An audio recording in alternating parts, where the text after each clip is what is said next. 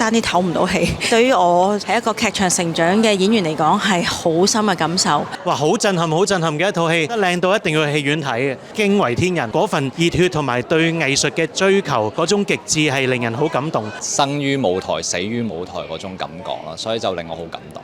留意佢音樂，西方嗰啲音樂嗰啲弦樂啊，配得好無縫啊！導演嘅調度同埋演員嘅演繹都好好咯，非常之史詩式嘅一個人物嘅故事啦，嗰種兄弟情啦，可能會有互相妒忌嘅時候啦，亦都有相知嘅時候啦，當中嗰個情感係相當之複雜，好合乎人性嘅，非常美麗。最重要呢，佢裏邊嗰兩位演員啊，非常到位，非常演得非常好。